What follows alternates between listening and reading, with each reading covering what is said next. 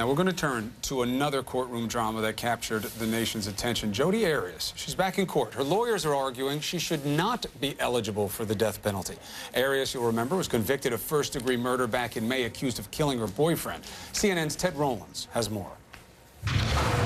In prison stripes, handcuffed and shackled, Jodi Arias, the convicted murderer, looked very different than Jodi Arias, the defendant, who, for 4 months, had a daily change of clothes, wore full makeup and glasses.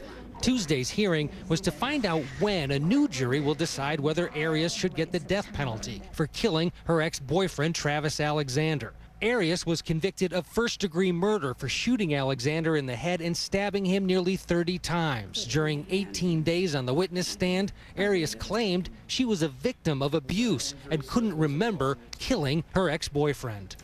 Do you have any memories of slashing Mr. Alexander's throat? No. The original jury found Arias guilty, but they couldn't agree on whether she should get the death penalty. 8 jurors thought she should die. The other 4, including the jury foreman, voted to spare her life. What she did was horrendous. What I did was follow the law. And I feel like I did exactly what I was charged to do. There were significant issues. The new jury, which the judge hopes will start work in late September, will only be deciding the penalty, whether Arias should live or die.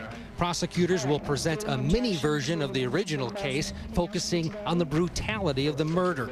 Defense attorney Dwane Cates thinks to keep Arias off death row, she needs to be put back on the witness stand. The more they see her, the more they hear her talk, the more she becomes a human being and not a monster. The next court date for Jodi Arias has been set for late August. If the next jury, like the first, can't decide what to do with her, the death penalty goes away and the trial judge will determine her jail time.